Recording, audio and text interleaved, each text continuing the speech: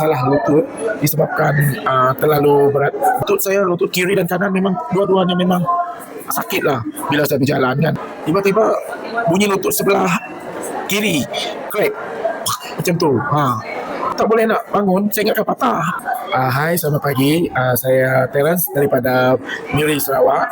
Okey, untuk testimoni daripada saya sendirilah. Saya ada ambil Alora Pens lah.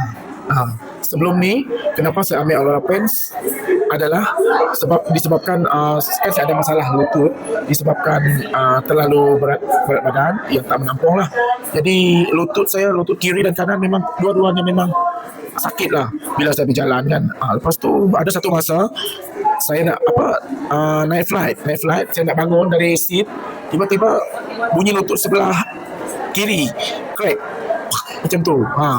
Lepas tu saya pun tak boleh nak bangun, saya ingatkan patah first time kena tu. Bangun, lepas tu saya try untuk bangun lagi. Okey, kan saya nak tukar seat kan.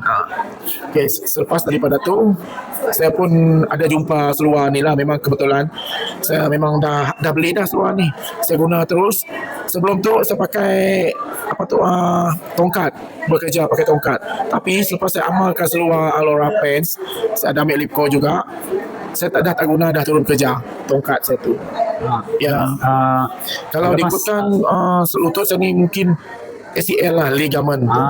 So lepas pakai Alora Pens, lepas berapa hari boleh nampak improvement? Selepas dia dalam seminggu lah macam tu. Dan satu hari you pakai berapa jam? Satu hari memang saya pakai, sekarang saya ada dua pasang kan. Saya pakai konsisten siang, berapa jam lah? malam. Okay. Dan ada apa-apa pesanan tak untuk orang di luar sana yang masih skeptikal dengan Alora? Okey, untuk orang yang di luar sana, jangan rasa ragu, jangan takut untuk cuba sendiri, alami sendiri produk, baru anda tahu. Kerana belum kita cuba, kita memang tak akan tahu. Kecuali kita dah mengalami sendiri, baru kita percaya.